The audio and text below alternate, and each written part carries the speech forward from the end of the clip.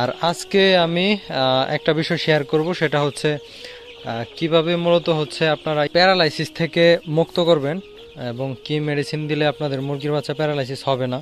এটা প্যারালাইসিস সমস্যাটা মূলত কমন সমস্যার মধ্যে গিয়ে দাঁড়াইছে বর্তমানে।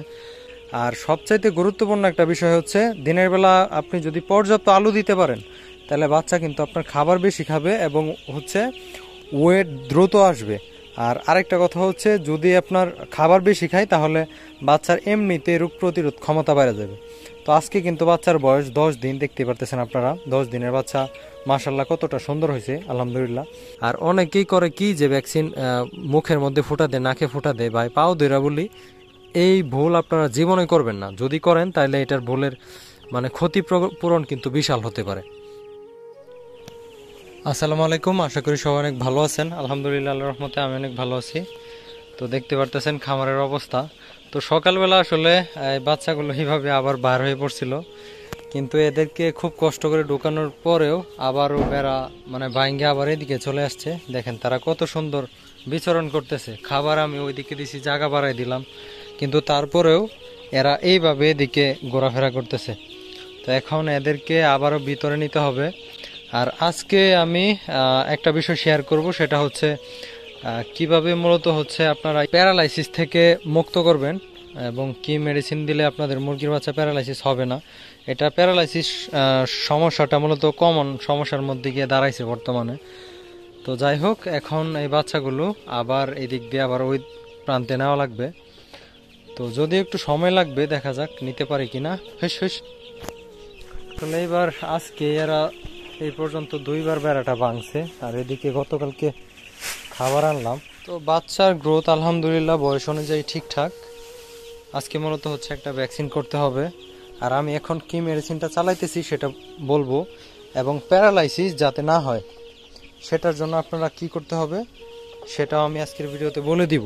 তো মোটামুটি আমার বেড়া দেওয়া কমপ্লিট, আবারও দিলাম। আর টাইগার মুরগির একটা স্বভাব হচ্ছে একটা বাচ্চা যা করে সবগুলো বাচ্চা একই কাজ করে। কারণ আমার মনে হয় যে একটা বাচ্চা প্রথমে এটার উপর উঠছিল, পরবর্তীতে সবগুলোই ওঠার চেষ্টা করছে এবং বেড়াটা ভাঙিয়ে ফেলছে। যদি সকালে পানি দেওয়ার সময় একবার এই কাজটা করছে, পরে এখন দুপুর টাইম এসে দেখি সেম একই কাজ। তো যাই হোক, যে কথা বলছিলাম যে অনেকেই আমারে পিক দেয় যে ভাই বাচ্চা প্যারালাইসিস হয়ে গেছে, এখন কি করতে পারি, বা প্যারালাইসিস না হওয়ার জন্য আমরা কি মেডিসিন ব্যবহার করব, যদি এই বিষয়টা একটু বলতেন বা এই বিষয়ে একটা ভিডিও দিতেন। তো আজকে মূলত চলে আসলাম এই বিষয়টা নিয়ে একটা ভিডিও করার জন্য। পর্দা মূলত 2 সাইডে অল্প অল্প করে তুলে দিছি। এই সাইডে যেহেতু বাতাস ঢুকে এজন্য আপনার ইয়া দিয়ে আটকানো আছে, নিচে যে ওয়ান টাইম পলিথিন, সাদা পলিথিন দেওয়া আছে যাতে আলোটা ভিতরে আসে। আর সবচাইতে গুরুত্বপূর্ণ একটা বিষয় হচ্ছে দিনের বেলা আপনি যদি পর্যাপ্ত আলো দিতে পারেন তাহলে বাচ্চা কিন্তু আপনার খাবার বেশি খাবে এবং হচ্ছে ওয়েট দ্রুত আসবে।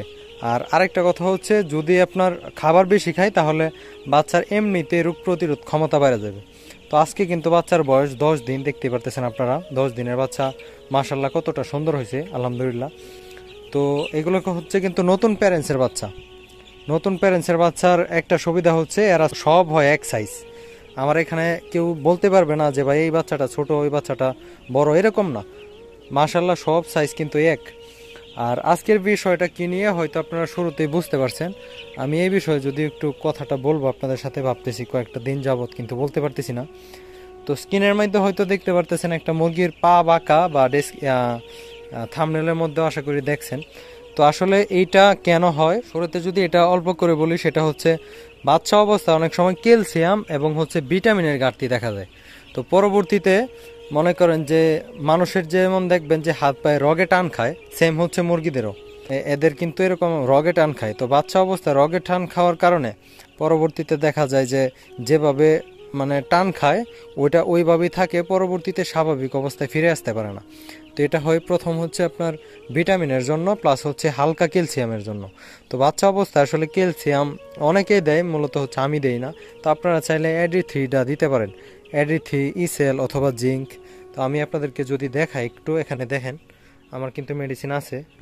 তো এটা হচ্ছে আমার মেডিসিনের ঝুড়ি। আপনাদেরকে মূলত বাচ্চা এইসব ঝুড়ি দিয়ে দেওয়া হয়। তো এটা হচ্ছে জিঙ্ক, এটা আমি আজকে ব্যবহার করলাম, সকালবেলা দিলাম। দেখেন জিঙ্ক কেয়ার মোটামুটি দাম কমের মধ্যে ভালোই, কেউ খারাপ বলতে পারবে না। আমি আসলে বিশেষ করে খারাপ রেজাল্ট পাই নাই। তো এটা বড় মুরগি বাচ্চা সবগুলোরই খাওয়াতে পারবেন প্রতি লিটার 1 গ্রাম। আপনারা বাচ্চা অবস্থায় অবশ্যই ভ্যাকসিন করার পরে এটা দিতে পারেন লাইসোভিটের সাথে।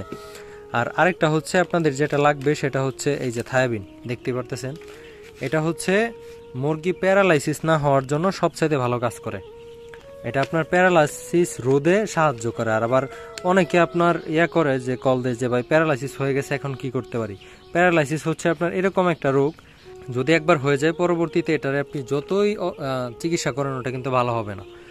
তো প্যারালাইসিস যে কোনো বয়সে হইতে পারে, তবে আপনি যদি পর্যাপ্ত পরিমাণে থায়াবিনটা খাওয়াইতে পারেন তাহলে কিন্তু মূলত প্যারালাইসিসের হারটা অনেক কমে আসে। দেখেন এখানে কিন্তু লেখাই আছে, একটু দেখলেই হবে, ভিটামিন B1 B2 এটার মধ্যে আছে, তারপরে আরও বিভিন্ন উপাদান আছে আর কি।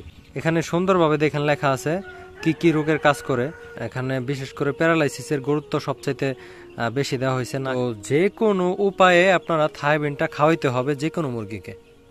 এটা হচ্ছে বাচ্চা অবস্থায় আপনি ভ্যাকসিনের আগেও দিতে পারেন, ভ্যাকসিনের পরেও দিতে পারেন। প্রথম যে BCID ভ্যাকসিনটা ওটা হচ্ছে আপনার উপর নির্ভরশীল। যদি আমি আসলে সাজেস্ট করি হচ্ছে ভ্যাকসিনের পরে দেওয়ার জন্যই, কারণ ভ্যাকসিন চলাকালীন সময় কিন্তু আমরা এই যে এই মেডিসিনগুলো চালাই। এই যে এটা হচ্ছে লাইসোভিট দেখতে পারতেছেন বাঙা, তারপরে হচ্ছে এদিকে হচ্ছে এই যে এটা হচ্ছে এনরোসিন বেট, এটা যদিও আরেকটা কোম্পানির এটা। তারপর হচ্ছে যে রেনা পিএস পিছনে যাতে মল লাইগা না থাকে এটা দিই আমরা। তারপরে হচ্ছে এই যে এখানে রেনামক্স, যেটা আসলে বাচ্চা নাভিক আসার জন্য একবারে বহুল পরিচিত একটা মেডিসিন। তো এই 4টা ভ্যাকসিন, এই 4টা মেডিসিন মূলত আমরা হচ্ছে ইয়াতে চালাই, কি বলে যে ব্রুডিং অবস্থায় চালাই। তারপরে থায়াবিনটা আপনারা ব্যবহার করবেন হচ্ছে লাইসোভিটের সাথে ভ্যাকসিনের পরে। থায়াবিন, তারপরে হচ্ছে লাইসোভিট, আর হচ্ছে জিঙ্ক কেয়ার AD3, তারপরে ইসেল, এগুলো সবই একই কোয়ালিটির। তবে জিঙ্কটা হচ্ছে একটু দাম কম এবং এটার পাওয়ারটাও কম। আর ইসেল AD3 এগুলো অতিরিক্ত ভালো। এটা আসলে ইসেল AD3 এগুলোর কোনো মানে তুলনা হয় না। তো যাই হোক, এটা আমার কাছে নাই, থাকলে অবশ্যই দেখাইতাম। তো যদি আপনারা আজকের এই নিয়মটা যদি আপনারা ফলো করতে পারেন, আশা করি আপনাদের বাচ্চার একটা বাচ্চাও কোনো প্রকার প্যারালাইসিস হবে না। আমি আজও পর্যন্ত আল্লাহর রহমতে যতদিন মুরগি পালন করি আমি কিন্তু এই নিয়মগুলোই ফলো করি। আল্লাহর রহমতে কিন্তু আমার এখানে কোনো প্রকার বাচ্চা আজও পর্যন্ত প্যারালাইসিস হয় নাই, আপনাদেরকে কোনো প্রকার ভিডিওতে দেখাই নাই। তো যদি হইতো তাহলে অবশ্যই দেখাইতাম। তো এই হচ্ছে বিষয়। আর অনেকেই আমার আরেকটা প্রশ্ন সবচেয়ে বেশি করেন, সেটা হচ্ছে ভাই মুরগির পায়ের গোছা ফুলে যায়। এখন এটা আসলে কি জন্য ফুলে ওটা আমি আসলে বলতে পারি না। এটা হইতে পারে যে ক্যালসিয়ামের অভাবে ফুলে যায়।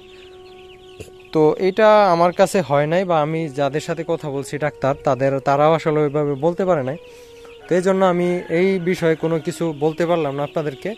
যদিও কিছু যাদের জানার থাকে অবশ্যই আমি চেষ্টা করব এটার একটা সমাধান নিয়ে আসার, যাতে এটা কেন হয়, বা যে কোনো রোগের আসলে সর্বোচ্চ চিকিৎসা আছে, সর্বোচ্চ ঔষধ আছে।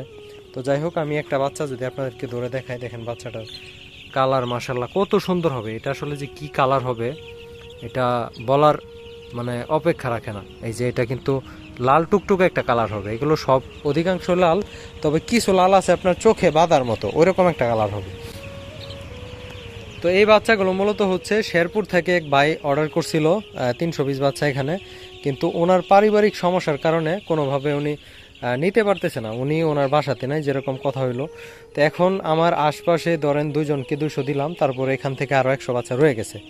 তো যাদের প্রয়োজন হয় আপনারা যোগাযোগ করতে পারেন ব্রুডিং করা বাচ্চা, প্যারেন্টস উপযোগী বাচ্চা নেওয়ার জন্য। আর যদি 100 যদি থাইকা যায়, আমি ভাবতেছি এই বাচ্চাগুলো আমি নিজে প্যারেন্টস করে ফেলবো। তো যাই করি অবশ্যই আপনাদেরকে তো আপডেট দিবই। প্রতিনিয়ত কোনো একটা বিষয়ে তো কাজ করলে আমি সেটার আপডেট দিই আপনাদেরকে। এটা আসলে নতুন করে কেউ বলতে পারবে না যে ভাই আপনি আপনার মতো কাজ করেন কিন্তু কোনো প্রকার আপডেট বা আমাদেরকে দেখান না, শিখান না। তো আমার উদ্দেশ্যই হচ্ছে আপনাদেরকে শেখানো। তো যদি একটু বসে দেখায়, বাচ্চাগুলো দেখতে পারতেছেন মাশাল্লাহ আজকে 10 দিন বয়স অনুযায়ী বাচ্চার সাইজ আলহামদুলিল্লাহ খুব সুন্দর। আমি আসলে স্যাটিসফাইড। তো এই হচ্ছে বিষয়গুলো। আর আগামীকালকে মূলত গাম্বুর প্রথম ভ্যাকসিনটা করব। যদি আজকে নিয়মটা অল্প করে শেয়ার করি, সেটা হচ্ছে ধরেন BCID ভ্যাকসিনের মতোই 100 ডোজের জন্য আমি 6 মিলি পানি ব্যবহার করে প্রত্যেকটার চোখে 1 ফোঁটা। আর অনেকেই করে কি যে ভ্যাকসিন মুখের মধ্যে ফোঁটা দেয়, নাকে ফোঁটা দেয়, বা পাও দইরা বলি, এই ভুল আপনারা জীবনে করবেন না। যদি করেন তাহলে এটার ভুলের মানে ক্ষতিপূরণ কিন্তু বিশাল হতে পারে। কারণ আমি ট্রেনিং করার সময় আমার কোনো ডাক্তারই ওই সময় বলে নাই, কারণ কে কি চার্ট দিল ওইটা কোনো সময় ফলো করবেন না। কারণ যেটা আপনার সঠিক নিয়ম আপনাকে ওইটা মানতে হবে। অনেকে আবেগের বসে যে চোখে কাজ দিলাম, কাজ হয় কিনা এক ফোঁটা মুখে দিয়ে দিই। আবার অনেকে নাকে দেয়, নাকে তো কোনোভাবেই দেওয়া যাবে না। নাকের মধ্যে দিলে একেবারে এটা একবারে নাকের সাহায্যে মাথায় মগজে উঠে পড়ে, পরবর্তীতে বাচ্চা আসলে স্ট্রোক হওয়ার একটা বিশাল সম্ভাবনা থাকে। তো এই বিষয়ে আগামীতে সামনে আরও কথা বলবো। আশা করি যে আজকের যে বিষয়টা নিয়ে কথা বলছিলাম হয়তো আপনারা কিছু হইলেও ক্লিয়ার হয়েছেন। তো যাই হোক, ভিডিওটা আজকের মতো এখানে শেষ করছি। দেখেন এইভাবেই কিন্তু এই যে ভাঙ্গে এই দুইটা তিনটা উইটা বসছে, এদের দেখি আরও কয়েকটা উঠবে, পরবর্তীতে কিন্তু বেড়াটা ভাঙ্গে নিয়ে পড়ে যাবে।